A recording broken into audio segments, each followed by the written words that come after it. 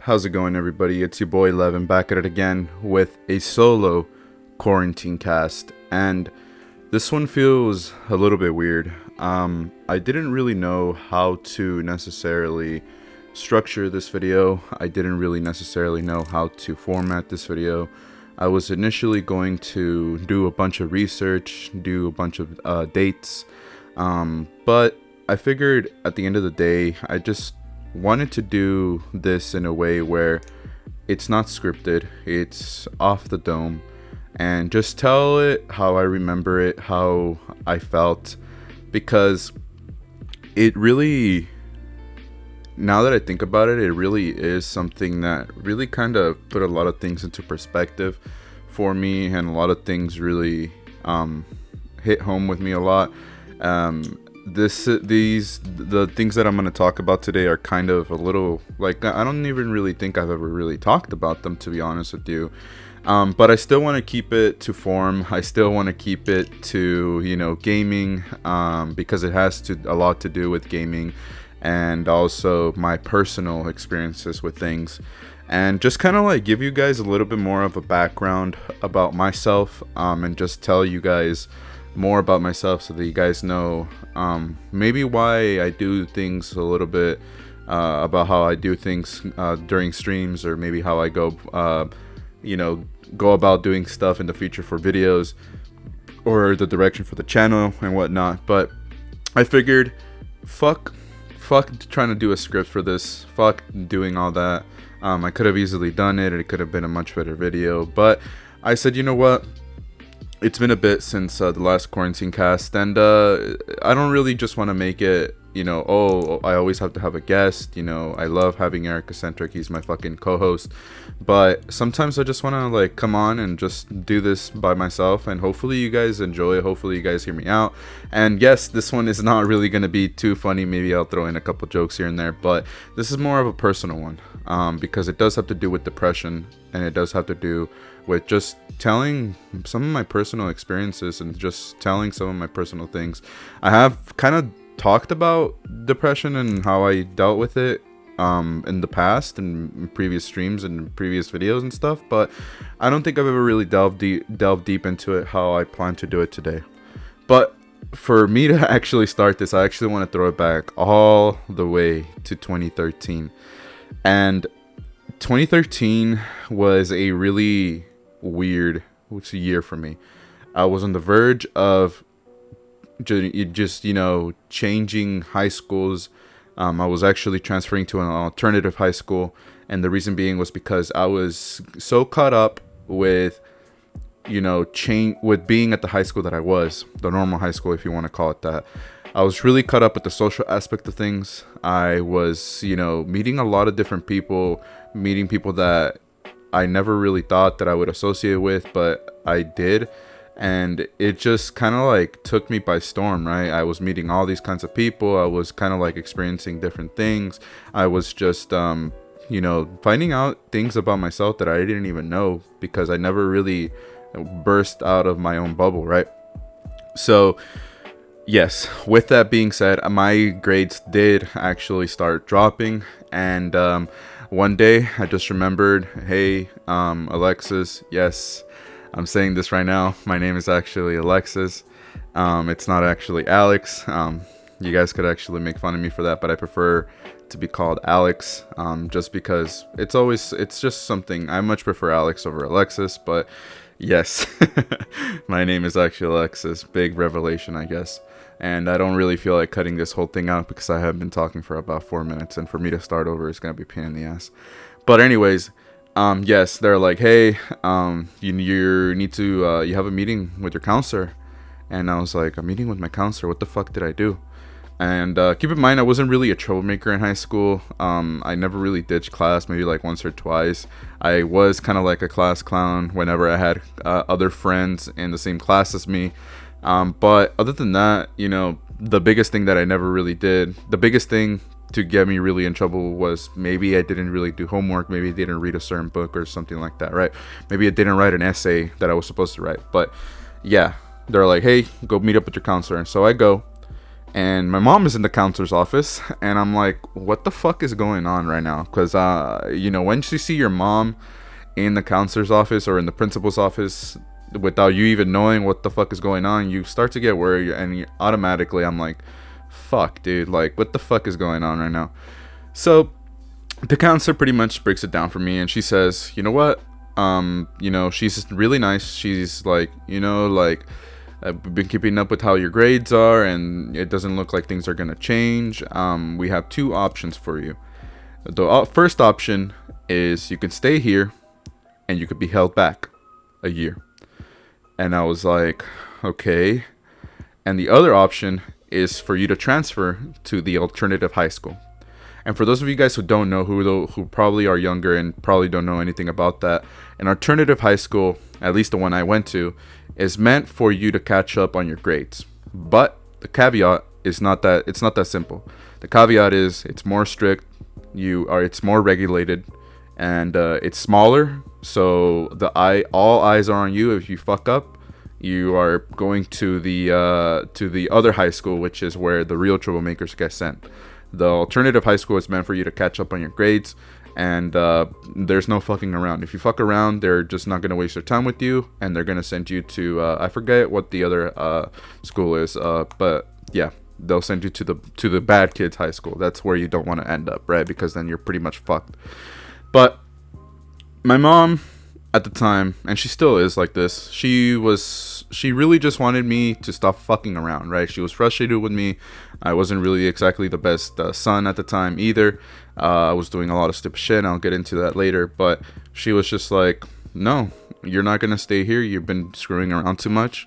You're going to be sent to the alternative high school. So at that point, that's what this counselor suggested my mom. If she didn't really want me to have me be stuck there, to be held back, because it would look bad on me. Obviously, it still wasn't the best look to be sent to an alternative high school, but it's better than to be held back and to have that on your record, right?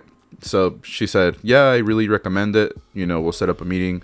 We'll let you finish the year here, but just know that when you transfer, it is what it is. So yeah, I did finish the high school. That was my sophomore year of high school. I finished the year. Obviously, I had that black cloud looming over me, and I wasn't really necessarily excited about that. So it really just fucked me over. And I said, you know what? Like, if I'm already going to be transferred, and the point of me being transferred is to catch up on my grades, I'm just not going to do anything here for the rest of the year. And it made for me getting in trouble a lot with my parents, because they still wanted me to try. But I said, you know what?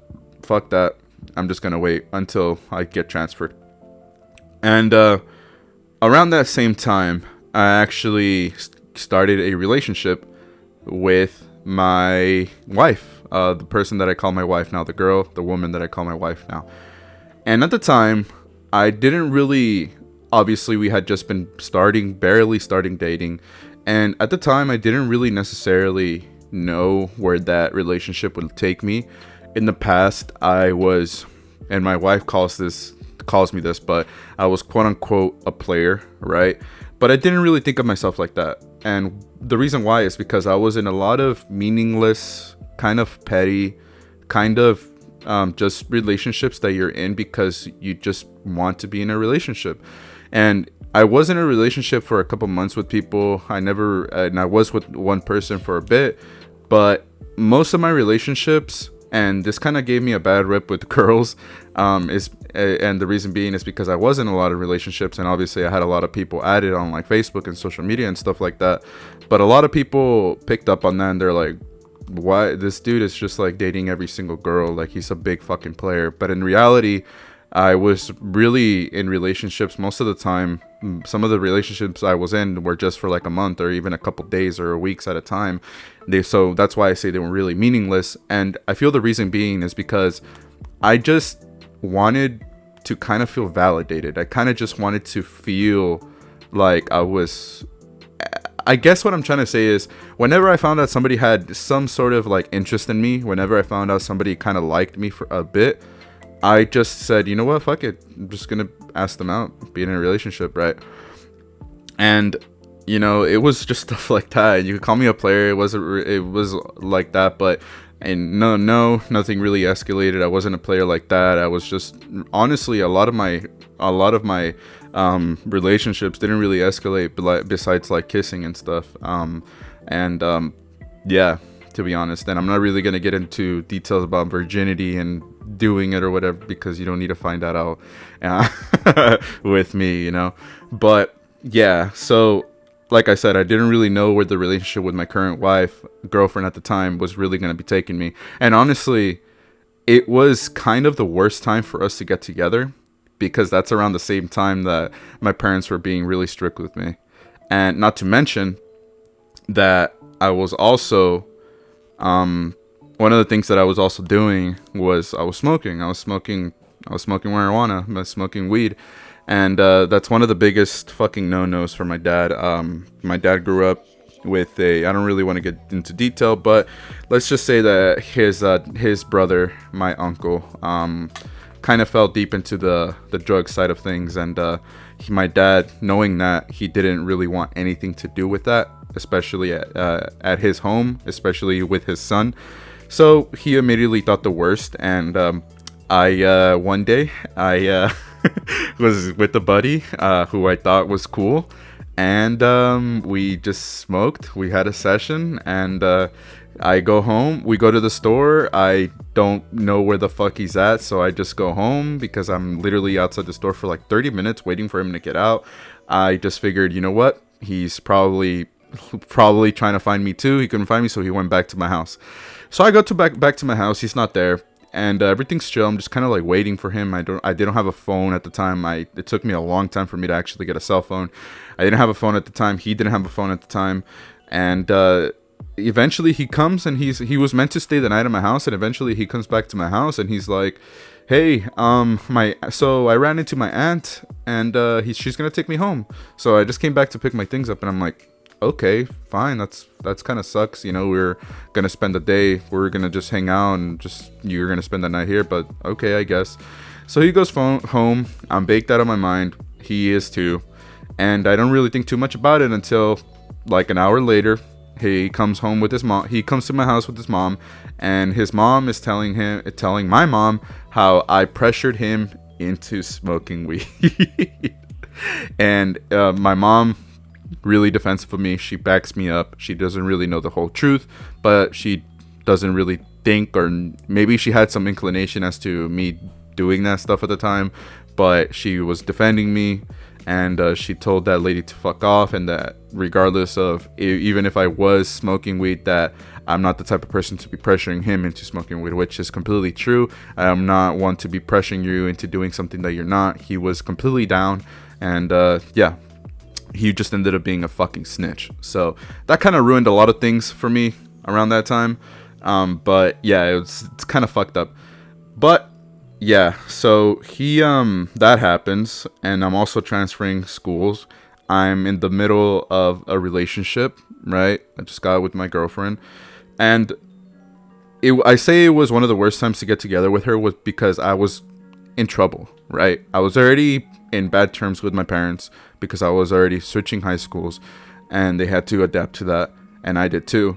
And that bullshit with him snitching on me happened, and it is what it is, right? So I start, that summer happens, and I start the alternative high school. And I remember the very first meeting I had with the principal there, and she's like, "Why are you here?" No bullshit, nothing like that. She didn't fuck around. It was a girl. It was a lady. She's like, "Why are you here?" And I was just like set aback, and I just all I could really think to say was, because I don't know, because I'm lazy and I just want to get my grades up. And she's like, "Well, what do you expect us to do about that? How do you think I'm gonna fix that? It's not really my job to fix that for you. You have to do that for yourself." And at the time, I was just a teenager, so I was like, "What the fuck? Like, why are you like that?" But looking back at it, it's true. I was lazy, and sometimes I still am to this day. But at the time, it was like, she's right. You know, the only real person that could fix me being lazy and me wanting to get my shit together was actually just me. You know, it's not her job to fix the lazy inside of me. It's my job to do that. And my mom, my mom was just sitting there shaking her head like, "Yep. I'm telling him. I tell him all this all the time. You know, blah blah blah." And it was just one of the worst days for me because, you know, you feel the pressure pushing you down, and it's just a fucking shit show. And nobody likes to be with the principal at a new school that you don't know anything about, with your mom grinding on you and just not not grinding on you, fuck that, but like just railing and just getting on your fucking nerves. God damn, bruh. And I said I wasn't gonna make any jokes. Fuck. But that's why I wanted to make it a podcast, because it is, like I said, I wanted to make it a little fun. But yeah. So yeah, that was an experience, right? That was an experience, and it's something that really fucking changed a lot of things. But I'll get into that. And kind of to backtrack a little bit, that same year, a game was announced. It was, you know, it was an alpha, and there was other things before I actually picked up on some of the things that came out. But the first time that I saw this game was in July. I think it was July. I think it was the gameplay trailer for Destiny 1. And I never had experienced such excitement for a game before. Obviously, I had my favorite games at the time. You know, Super Mario World I've always considered my favorite game of all time, and just Pokemon and just stuff like that, and Call of Duty, right? But just seeing Destiny for the very first time really fucking, I don't know what it was. It just really got me excited. Really fucking got me excited. And I don't really know what it was, but I just remember the combat. I just remember the weapons. I just remembered the areas, the landscapes, the buildings, everything. It just kind of like got me in a trance. And it was for the very first time I was really fucking excited about a game like that, because I never really played, and what they were promising, you know, the weapons, the level progression, the gear, how everything was going to be meaningful, the bosses, the enemies, the story, all these things. And it just got me super excited, like really fucking excited. And I've never really experienced that before. And I take a look back at it, and I'm going to mention him here because, you know, I'm doing this solo, but we always got to keep him in spirit. But Eric Eccentric, one of his favorite games of all time, and I think it's actually his favorite game of all time, Skyrim. I remember just hanging out with him sometimes, and he would literally stay up playing Skyrim like all the time. Like, I remember there was a summer where that's all he really did besides skate in Skyrim. And that probably still applies somewhat to this day. But yeah, skate in Skyrim. And at the time, I never really had any experience like that, right? So I was just like, damn, dude, like, you're addicted to this game, like, that's crazy. And he would tell me about the game, and I guess I just couldn't really relate because I never had an experience like that, right? Obviously, I had some of my favorite games, but I never really had an experience like that. And then Destiny came along, and, you know, a year goes by, and I learned that it doesn't come out until 2014. So just throughout the months, I was just super excited about it. And I'll go back into Destiny and how it applies to what I'm talking about in school and shit, right? So going back to the whole school thing, some time happens, and finally school starts. And this fucking school. So at my previous school, I was allowed to wear pretty much anything that I wanted, besides as long as it wasn't like you weren't wearing like shirts with profanity and shit like that, right? No NSFW shit. There was a dress code, but for the most part, most people dressed accordingly, right? But you didn't have to wear a uniform. At this high school, I was back to wearing a uniform. And I don't know about you guys, but when I went to elementary school, I had to wear a uniform. In middle school, I had to wear a uniform too.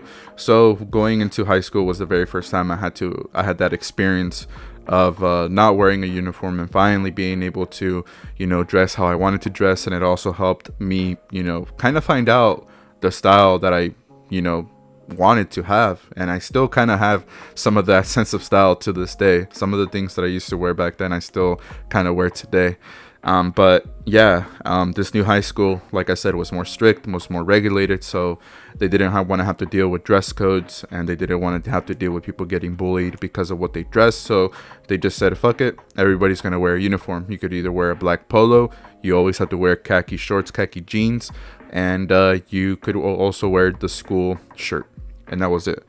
And then you also had to have your ID at all times, whether you be in the classroom, whether you'd be going to the restroom, when you're at lunch, anything that you do, you have to have your picture ID on you that the school provided for you at the beginning of the year. So yeah, that's what I was getting myself into. And I remember the first day, I knew maybe like one or two people there, right? I knew one or two people there that I actually kind of had some interactions back at my old high school. And there were other people that I kind of recognized from my school, from my previous school, but I had literally no interaction with them, so I couldn't justify going up to them randomly and just talking to them about whatever, just to kind of like pretend or kind of like make it easier for me to just, make the time go by. But yes, I was nervous, to say the least. And the person that I actually started talking to first was just person that I barely really talked to, but he was alone, and I just went over to him and I was just like, yo, like, this is pretty crazy, like, are you new here? And he's like, yeah, I'm new here, blah blah blah. So it was like that, right? And for a bit, he was really the only person that I really talked to there. Maybe like a couple weeks. It was just honestly like I would rely on him to be there, and when he wasn't there, it sucked. It really sucked. And before I dive deeper into like my experience there, I just want to preface this by saying at the time, I really didn't do good with new situations, being put into environments that I wasn't familiar with. And I was nervous. I was incredibly nervous. The thing about me is, at the time, I didn't really necessarily mind being alone. I like being alone, honestly. I like having my own time to think and and I don't mind really being in my own thoughts and just vibing by myself, even to this day. But at the time, being a teenager, I was really scared of being judged for being like that. I didn't really want to seem weird. I didn't really want to seem like an outsider. I didn't really want to be judged just because I just want to hang out by myself, So that led to a lot of uncomfortable situations where if that dude wasn't there, I was just kind of lost, right? I was just kind of like there eating my lunch by myself. And the thing about that high school was, at a certain point, if you get your grades good enough, you could actually get transferred back to your other school, right? To your old high school, with the chance to kind of like regain that, like, okay, well, I'm here again. And you have that second chance to go back to some form of normalcy, right? And unfortunately, that dude actually transferred. He transferred back to our old high school. And I didn't have that option, right? Regardless of how good I was doing, and I was doing good because it was a reality check for me. I was transferred to a high school and I didn't really want to get into more trouble, so I just got my shit together, and it was really easy. Honestly, that high school made it really easy to get your shit together. So I just took advantage of everything that they were presenting to me, and I just did it. But at the time, I still wasn't really talking to a lot of people. So yes, when he transferred, it was kind of like a gut punch, and it really sucked. And I just remembered it, just me being right there for whatever amount of time I was, and it just really sucked. I felt alone and I felt lost. Fortunately, I say fortunately because it ended that. Fortunately, I actually started talking to a person that I kind of recognized from my old school. And we were just like making jokes, like laughing during class and shit. And we get our break period, and he's like, yo, like, who do you hang out with? And I was like, honestly, like, nobody really. He's like, hey, come kick it with us. And he was already well acquainted with a couple people that I've never met. But immediately they just took me in, and I had to kind of like make sure that I was on top of my game with funny and making like roasting people and shit like I usually did. And I kind of felt more like myself because I felt like more in my element, because they like to make jokes and shit like that. So it was really nice. But it was just for school, right? It wasn't really necessarily anything that like, hey, let's kick it outside of school or anything like that, besides like maybe one person or another. But yeah, it wasn't anything too crazy. But yeah, so that happens. I go along.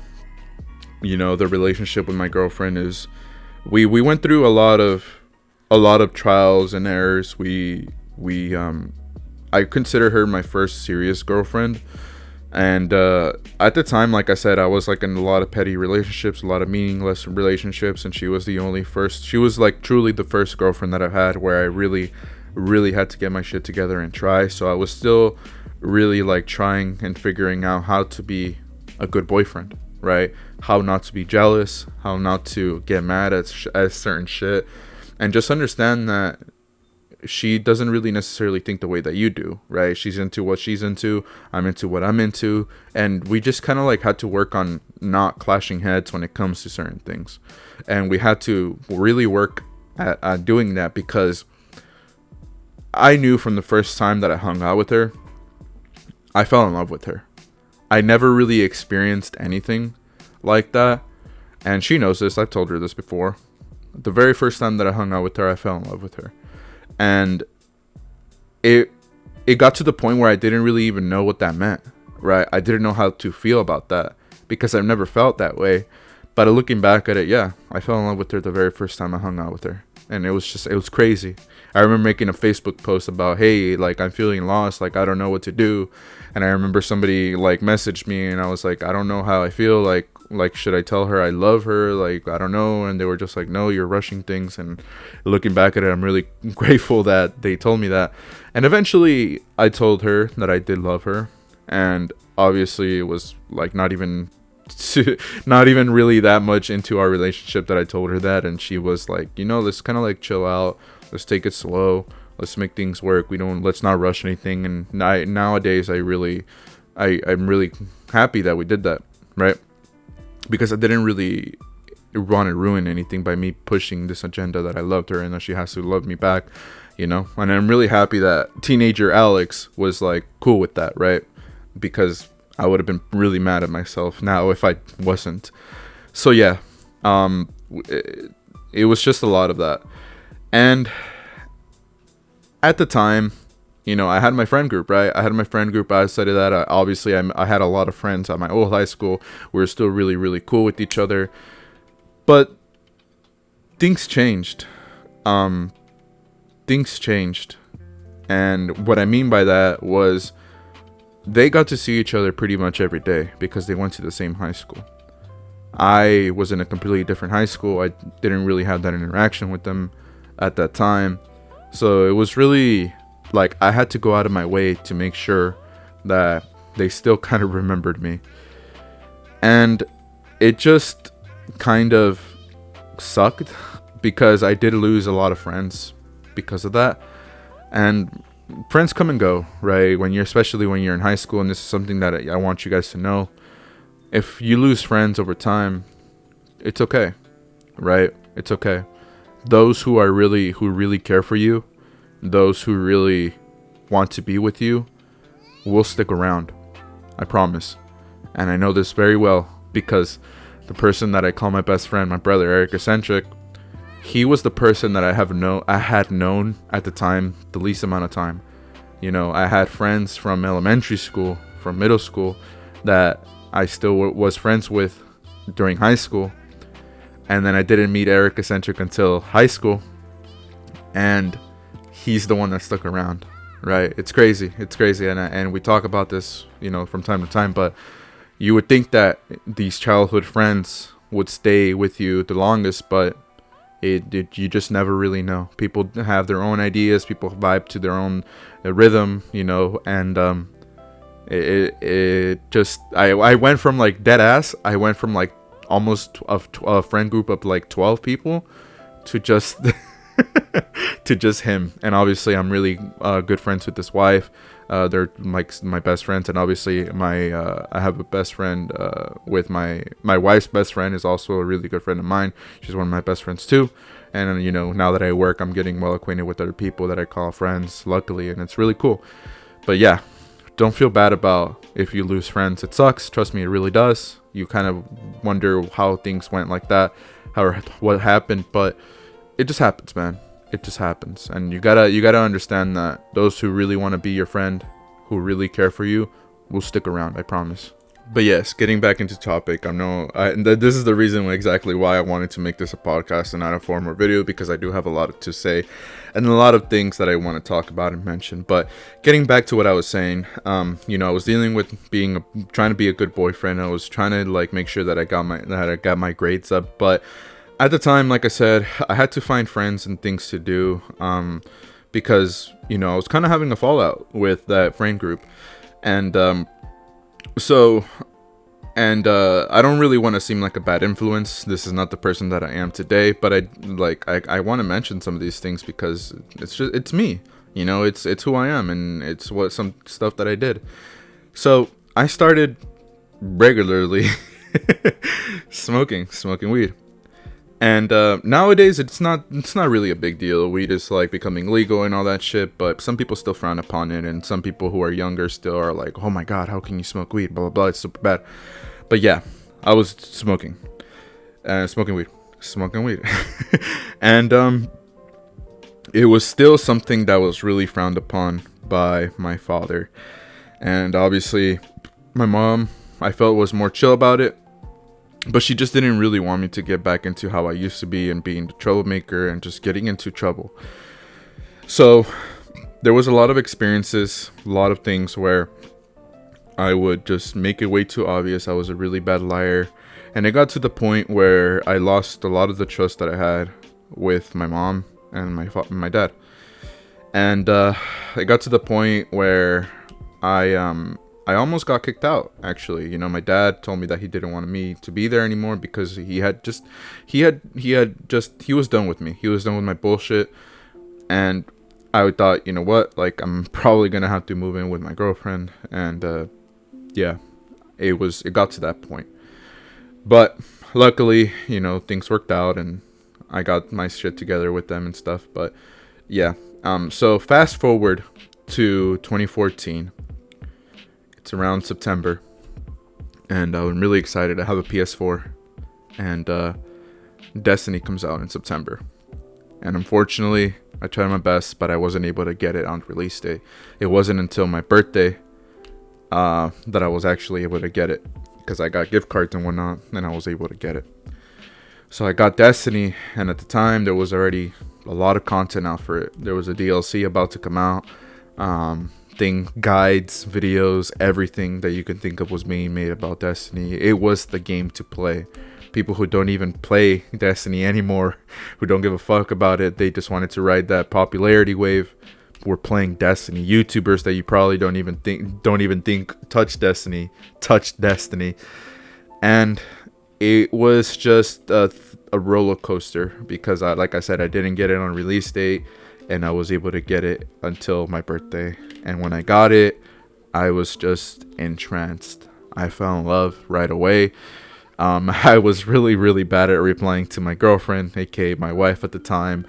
I just kind of fell into that rabbit hole that was Destiny at the time. I was looking up YouTube videos. I was looking up how to get exotic weapons. And eventually the DLC came out. And it wasn't until then that I experienced my very first raid in Destiny, which, if you're not familiar with Destiny, raids are the hardest, the most end game mission that you can do to get high level gear, right? To get the best gear in the game. If you really wanted to get good at the game, that was the thing that you needed to do. And I just loved it. I've never experienced anything like it before. And just like the story, right? Obviously, looking back at it, base game Destiny 1 was really lackluster. The story was really confusing. It really honestly, it kind of left us with more questions than answers, right? But at the time, I didn't really fucking care, to be honest. I was just in love with everything, the weapons, the level progression, the gearing up, the gear itself, and like I said, the weapons. It was just something unlike I have had ever experienced. And if you talk to any of my friends, any people that at the time, they know that I was obsessed with Destiny. Hey, you want to go skate? I can't, dude. I have stuff to do. What was I really doing? I was playing Destiny. My mom found me still awake at 4 a.m. when she had to go work. When she worked at the time, what was I doing? I was playing Destiny. Countless hours, countless days, and I think till this day, Destiny remained. I think I put in a lot more hours in Destiny 1 than I have in Destiny 2.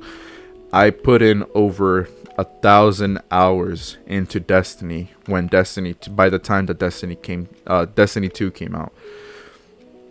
And I had summers actually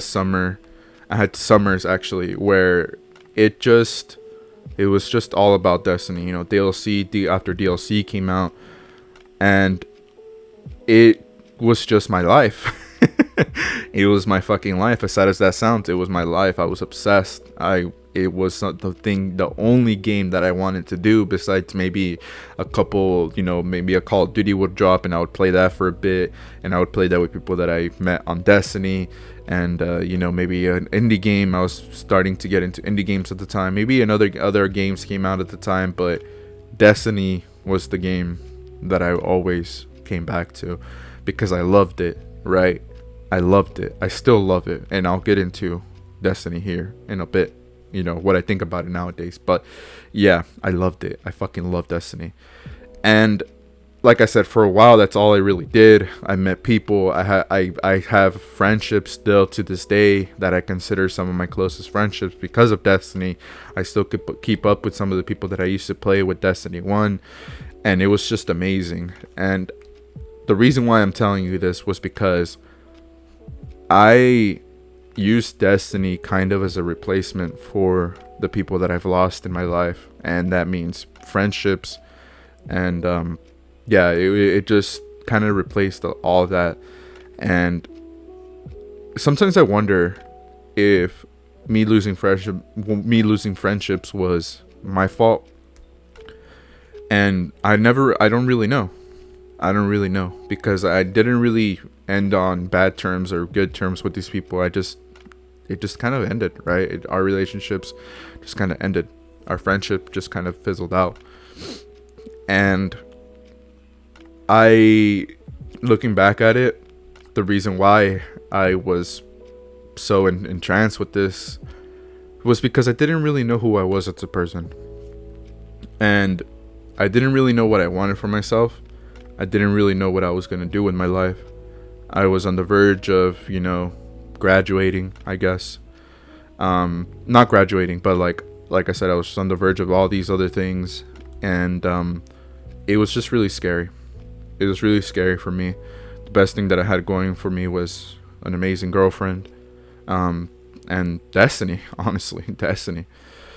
And I know this now, but I didn't really know at the time.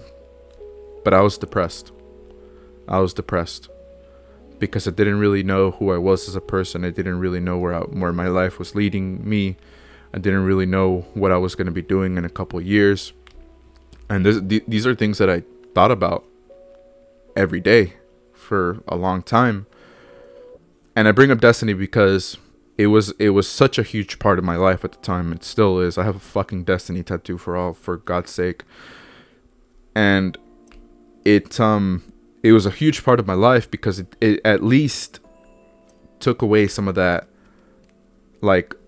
doubt, some of that. It at least took me away from asking myself those questions. But outside of Destiny, besides my girlfriend, I didn't really interact with family. I couldn't really get along with my family members, besides my little sister, who is fucking amazing. I love her. My big sister at the time, she didn't live with us. She didn't live in the same town as us like she does now. Besides a couple cousins, I couldn't really get along with most of my family. It was to the point where I would always prefer to just stay in my room to really interact. I didn't even really want to say hi to my family. I didn't really want to be there when family was over. I would prefer to just stay in my room by myself, playing with my online friends. So, yeah, it was that bad. And I just wanted to be inside my own bubble. I didn't really want to delve into anything. I didn't want to be anything. I didn't want to, go outside my comfort zone or do anything besides just do that. So fast forward to the year 2016, right? The year 2016. I was in a great relationship with my girlfriend. We were talking about getting married, and talks of Destiny 2 were already on the horizon, right? I graduated, and I didn't really have a standard, I didn't get to walk because I just chose not to. It didn't really seem like a big deal to me at the time, so maybe I should have done it to give my parents that satisfaction of having or seeing their son walk, but I didn't. I left in really good terms with my high school, and because I helped with a lot of things, I left with good grades, and yeah, it was going good, right? It was going good. And also at the time, I was having talks with my girlfriend at the time about getting married. We were talking about getting married. We just didn't know how it was going to happen. And we knew we wanted to get married, but it just, it just kind of came all of a sudden, really. We think about it, and it was just happened so fast that at the beginning of December, we actually ended up getting married. And it was crazy because we knew we were getting married. We had the place, we had the reservation at the place, everything. The wedding was actually being planned, and I hadn't really engaged to her.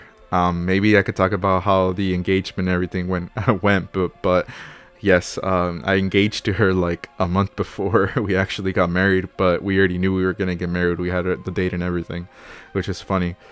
But yeah, we get married, and I don't really know what I wanted to do with my life still, right? I actually ended up moving out of my parents' house to her house, to my in-laws' house. And it just came all of a sudden. I didn't really even tell my parents. I didn't tell them, hey, after this, I'm going to move out. And I just kind of did. I remember we went to San Diego for a little honeymoon for like a day. And I went back to my parents' house that night when we got back. And they're like, hey, how was it? And I was like, good. And I just went into my room. I packed a couple things. And my mom was like, where are you going? And I was like, I'm going to her house. And they were like, at the time, like, really? Like, okay, like, I guess you're just spending the night. And spending a night turned into me actually living there.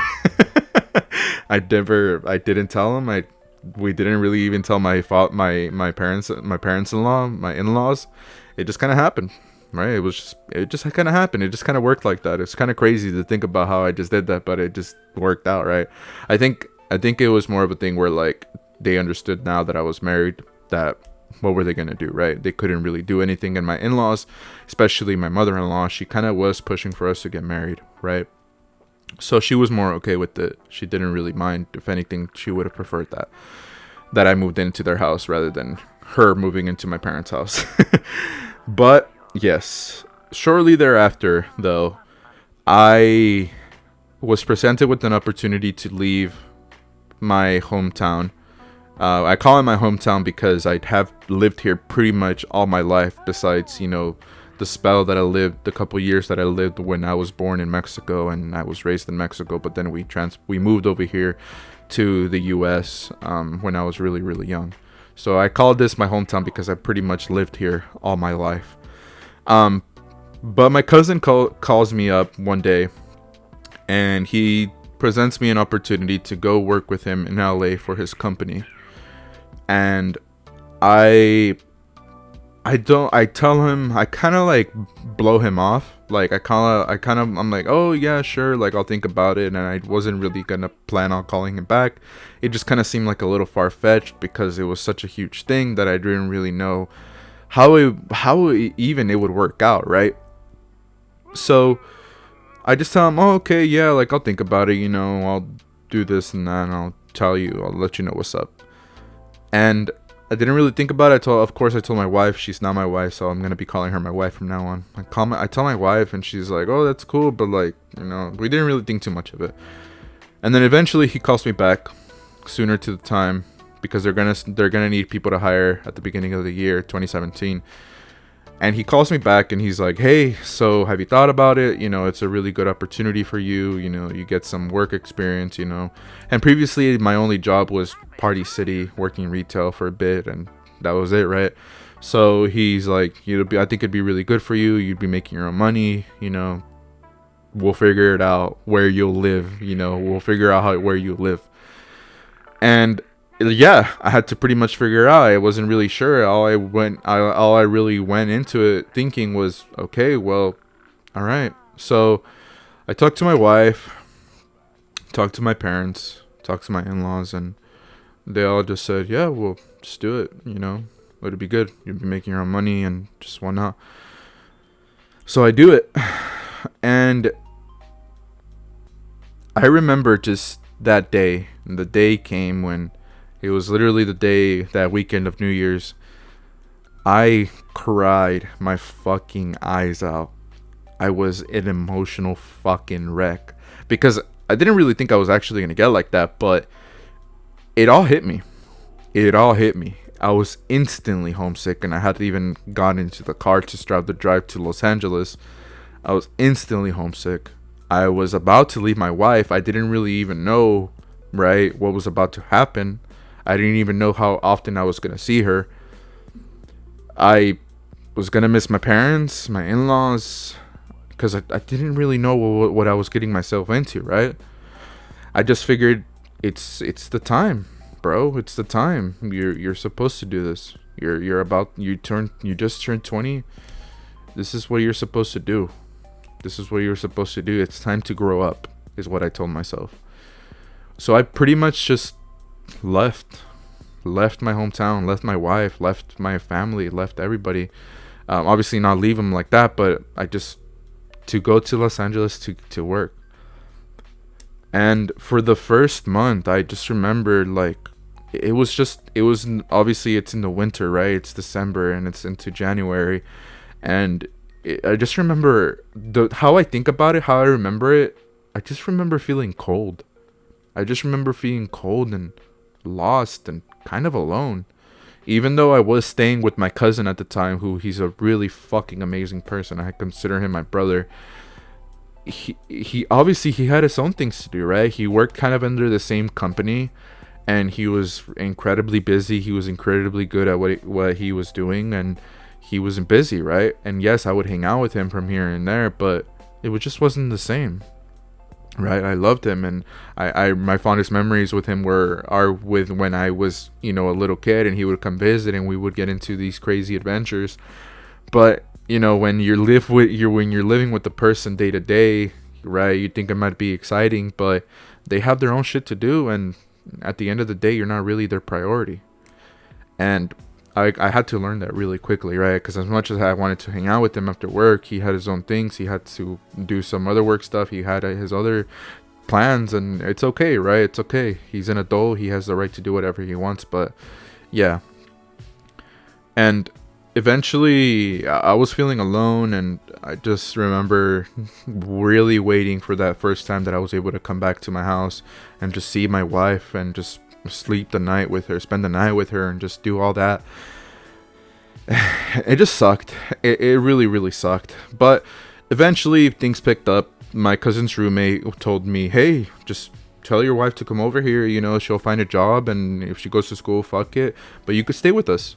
And I was just like taken aback. I was like, "Really, dude? Like you it's cool if I move in with you guys?" And my cousin was like, "Yeah, dude, it's chill. Like, I'll give you my room." Right? He this is how it worked out. It's a 2-bedroom apartment, and the way that they settled it was his roommate was going to move into my cousin's room because he's single. It's just him. And my cousin was going to move into the living room, and I was going to take over his roommate's room because it's a bigger room, and he was down, right? I didn't give him any ideas. He was just down for it, and I was fucking ecstatic. I told my wife, and you know, she said, okay, yeah, I'm down to move over there too. You know, that was the plan to begin with, but we just didn't know when we were going to do that. But it just came so sudden, and I was really excited. I was going to have my wife with me, and it was just great. And she found a school where she was going to start working on her, you know, certificate to do what she's currently doing. And it was great, right? I was making money. I remember the very first paycheck that I got was amazing, right? We were going shopping. We were getting stuff that we wanted, and we were living in Los Angeles. It's fucking crazy. That's the dream, right? You're 20, and she's 19 at the time, and it's like, bro, like, you're living in Los Angeles. It's kind of crazy. It's a big fucking town. There's lots to do, lots to see, and that's what we were doing. And eventually, things changed, right? Things changed.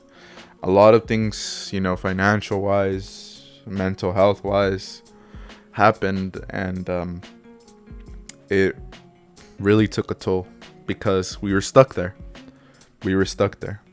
I could have easily quit, but the reason why I didn't was because my wife was in the middle of her schooling, and that was more important to me than anything. I really just wanted her to exceed in that, and for her to actually start her dream, which is to be her own boss and to have her own business. And this was the very first step that she needed to do in order for her to be able to do that.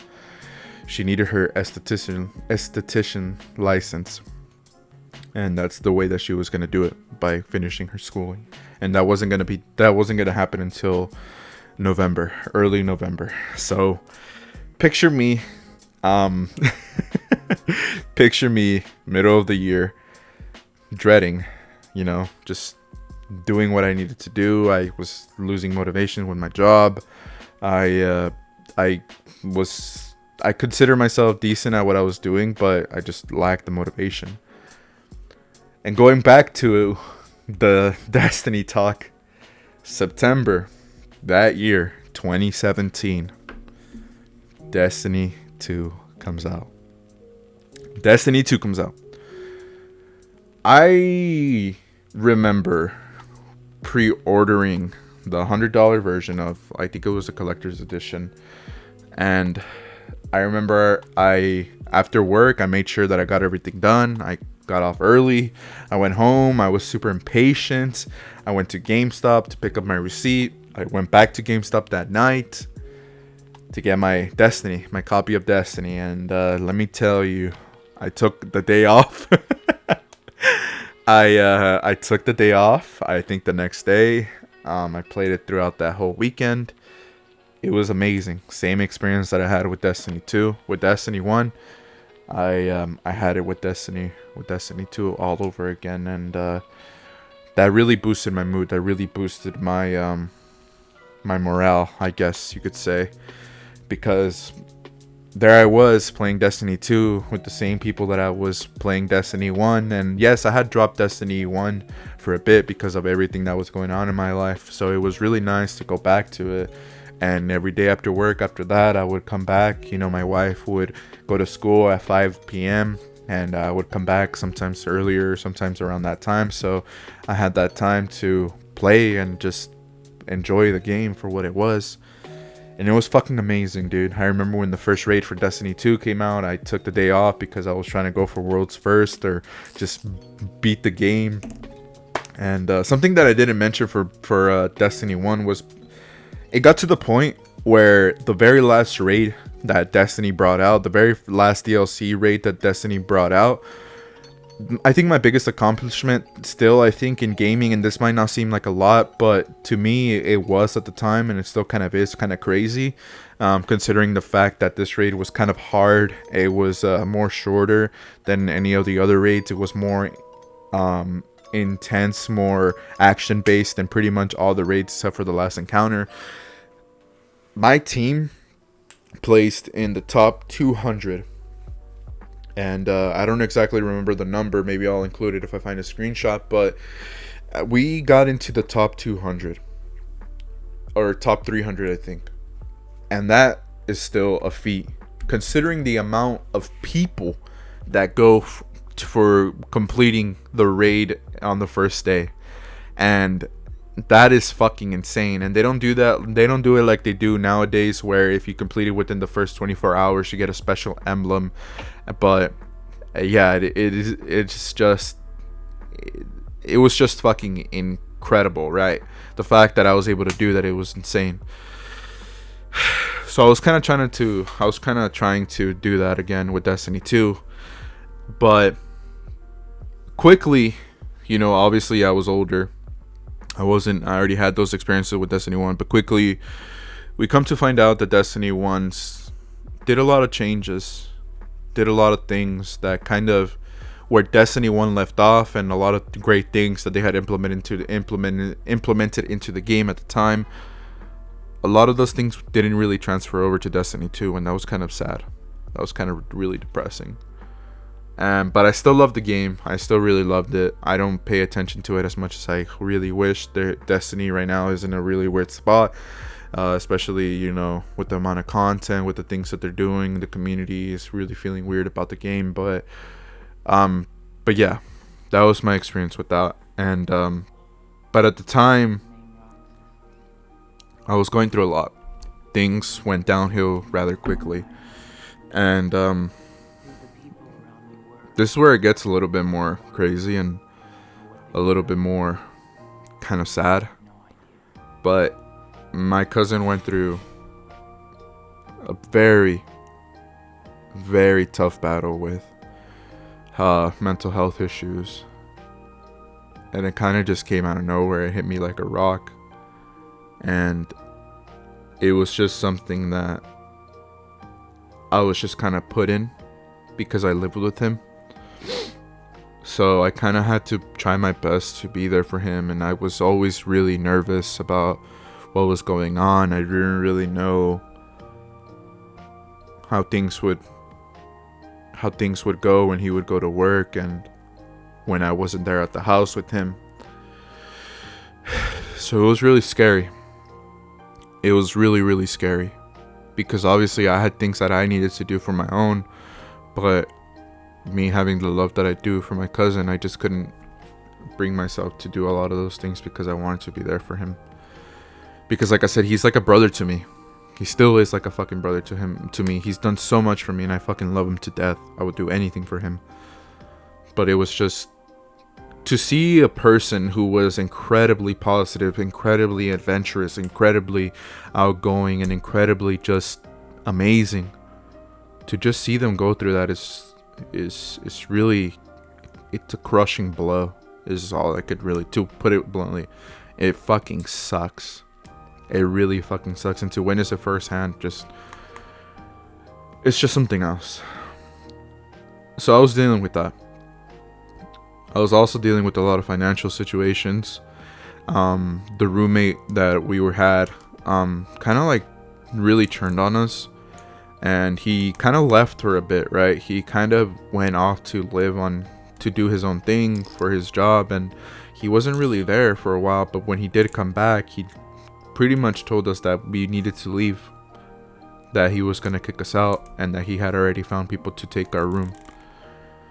Because my cousin had already left. He actually went down with my family to my hometown to get help that he needed. And to just be with family. Because that's what he needed, right? He didn't need to be in LA. He didn't need to be put out under that stress. He needed to be with people who loved him and who were going to really take care of him and to see help, professional help. So I didn't have my cousin there. That dude comes back and he's like, I need you guys to leave. I need you guys to do it because I already found people and I'm also going to leave. And yeah, you guys can't be here anymore, essentially. And he gave us a time window. And we did what we could. My in-laws came. They brought their truck and they took some of the stuff that, the big things. I remember we had to sleep in an air mattress for the time being. Because keep in mind, like I said, my wife didn't finish school until November, and it was really not possible for us to go back home to our hometown. And her having to go to school every single day, Monday through Friday, It's like a 5-hour drive from our hometown, almost a 5-hour drive, 4.5 hours or whatever. And it was just unrealistic. And she had an aunt that lived like an hour and a half away, but even then it was just something that was not possible, right? We didn't want to put that pressure on her aunt. We didn't really want to be spending hella fucking money on gas and just me not doing anything. And it was just unrealistic for me to keep working if I was to have that situation, because it was just really out of the way of where I was working. So we with the little money that we actually had and the little money that I was actually getting from the job, we ended up staying at a hotel for a bit.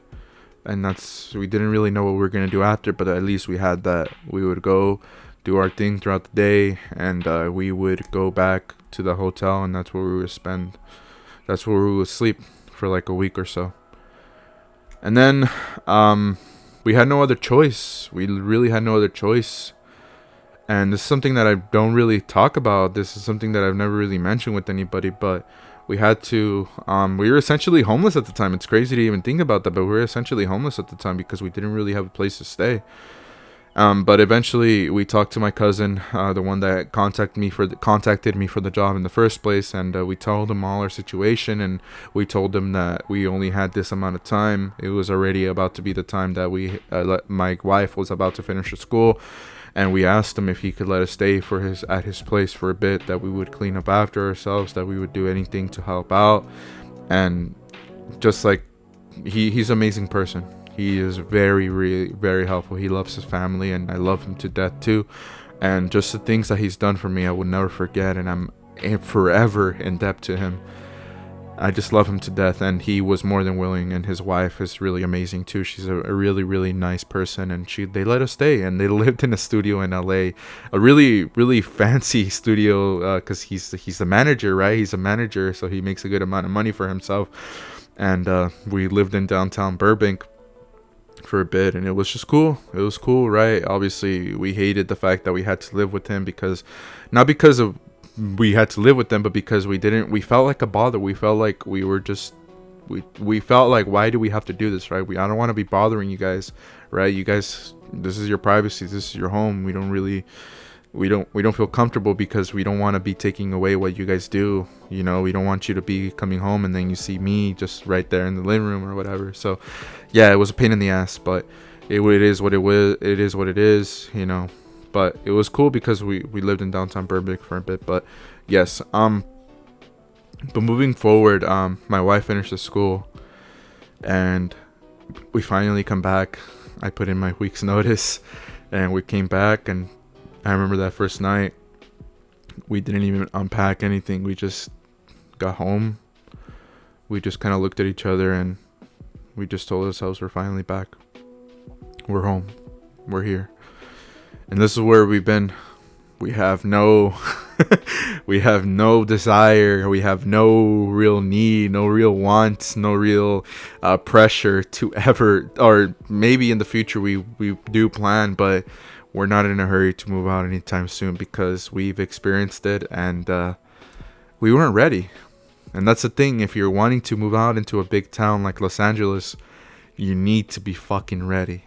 You need to work your fucking ass off if you're literally moving there with pretty much nothing, right? And to those who have done it, infinite respect. Your respect meter is maxed out, right? But to the average person, it's a fucking struggle.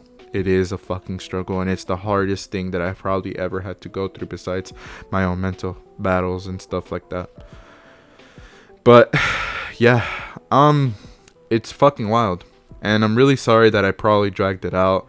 I'm really sorry if it was a boring one, but it's just something that I kind of wanted to talk about, and I was planning on making a script. I was planning on making this kind of like a scripted video and all that crazy shit, but fuck that, right? I feel like some of these things need to just need to be talked about on a more personal level. And this is how I would be talking to you. This is how I would kind of tell the tale if you were here hanging out with me and you were to ask me about these sort of things. This is how exactly I would tell you, right? But yeah, man, it was fucking wild. And now, you know, I live here where I live, and it's great. I have a job. My wife's business, you know, she's doing great. I still have my best friend Eric Eccentric, who I fucking love to death, and you know, I have so many things to thank him for. His wife is also an amazing person. They have helped me and my wife. They have given us so much advice, and obviously we've returned it. I've been there for him whenever he needs it. But yeah, like my relationship with my parents is much better. Obviously there's still things that I need to improve on, but I like to think that my relationship with my parents is much better. I'm trying to be a good brother, you know. I'm trying to be a good brother to my big sister and my little sister, and just be there for them whenever they need it. And I'm trying to be a good son-in-law, dude. I'm trying to be a good son-in-law. And nowadays I cherish my family, right? Even those who wasn't really close to at the time. I love my family. I fucking love my family. And the thing is, I guess the message that I want to leave you guys with is, if you find yourself lost, you know, if you're a teenager, you're in high school, you're in middle school, and you still don't know what you want to do, it's okay. Trust me. Even to this day, I still have those moments where I'm like, what do I want to do with my life? And I'm 24 years old, right? I'm 24 years old. And there's still moments where I think to myself and I'm like, is what I'm doing really the thing that I really want to do? Right? Is what I'm doing really the things that are making me happy? And that's okay, bro. That's okay. Don't feel pressured just because you're in high school about to graduate. Don't feel pressured don't think that you need to have it all figured out by the time that you're in high school, because it's not true. It's just unrealistic. If you already do, fucking great. If you already have the job that you want, fucking awesome, right? You're set up. But most people aren't. Most people are still trying to figure themselves out, especially if you're in middle school. Just enjoy those days. Trust me, enjoy those days.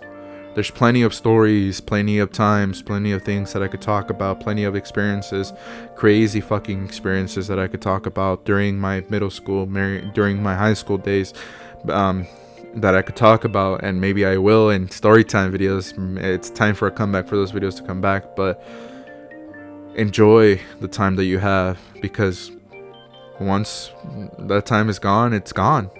It is. And like I said, you could live your life however you want, but if you really want to be, you know, if you really want to, I don't know, you know, those times will be gone, and you gotta cherish them, man. You gotta cherish them. Don't let any fucking stupid ignorant people ruin that. Don't let anybody get in the way of you being your true self.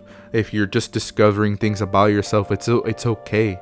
It's okay to experiment with the fashion sense, with you know, coloring your hair, dyeing your hair, wearing things that you maybe didn't know you wanted to wear but now you do, listening to music, getting into different shows, anime, all that shit. Just be who you want to be.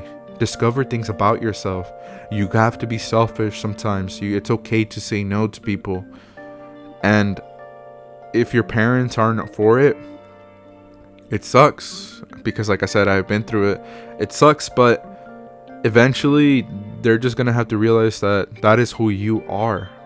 That is who you are. And best case scenario, they accept that and they love you for it. Worst case scenario, they just still continue to do that. But if you ever get the ability to just go on and live your own life on your own and do your own things, do it. Trust me, do it. I hate the mindset that, oh, well, it's your family. How are you going to stop talking to family? How are you going to stop talking to your parents? Fuck that shit. Parents, they could be toxic, and there's no real reason for you to be putting up with that shit if you don't want to, right? You don't need that type of toxicity or type of hate in your life.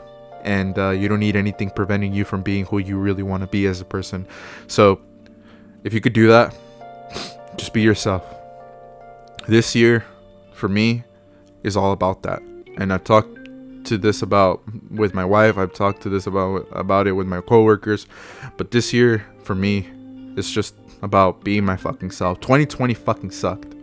2020 fucking sucked. It was a blow to the stomach. It was a nut punch. It was all that shit. It really fucking sucked, dude. It really fucking sucked. Went through a lot of shit. Went through a lot of shit in 2020. 2021. I don't want to jinx it for anybody, but it can't be any fucking worse than it is already, right? So yes, be yourself. Do the things that you want to do. Express yourself how you want to be, how you want to express yourself. Put that out, the energy that you want into the world. Put out that positive energy. Do what you need to do to feel comfortable with yourself. Just be yourself is basically what I'm trying to get at. You know, cherish the moments that you have, especially if you're a teenager, especially if you're in high school, middle school, or whatever age you are. Just cherish those fucking moments, because you will never get them back. It's sad. It really is sad, but that's why I say cherish them. Just live in the moment. You're a fucking young dude. You're a fucking teenager. You're in the prime of your fucking life, dude. And you just want to experience that, man. And I know with COVID, it's fucking hard. But trust me, hopefully we get into some sort of normalcy sometime soon. But yeah, man, just enjoy life. Enjoy fucking life. And I wanted to talk about Destiny because it really was a crutch for me. It was really a boon that I needed in my life at the time. And it really saddens me that I don't play the game as much as I would love to do, but as much as I would want. But honestly, like I said, things have changed with Destiny, and I really hope that things get back into normalcy. Hopefully I could be addicted to it sometime soon, because I do fucking love that game. Like I said, I have a fucking Destiny tattoo on my right fucking arm. But yeah, man, I'm gonna leave it at that, guys. I know it was a really weird one. I know it was a really more personal one.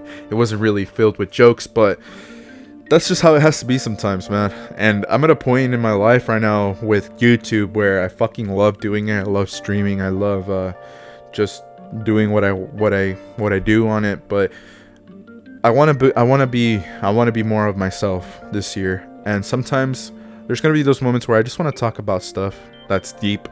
That's not exactly the most funny, you know, but I promise you things will come back. You know, I always stream and it's always a good time, but I promise you that we'll go back to form. And every once in a while, I'll add a little sprinkle of personal stuff. But yeah, man, love you guys. Please, like I said, take care of yourselves. Love yourself. At the end of the day, love yourself. It's okay to be selfish, like I said, every once in a while. You guys really do mean a lot to me, and we're gonna keep on grinding, man. The grind don't fucking stop here at the 11 House channel. We're gonna keep streaming. We're gonna be I'm gonna work on putting out more videos, and yeah, man, I love you guys. I guess check the links down below in the description and all that shit. But yeah, man, love you guys. Take care. Wear a mask. Peace. Bye.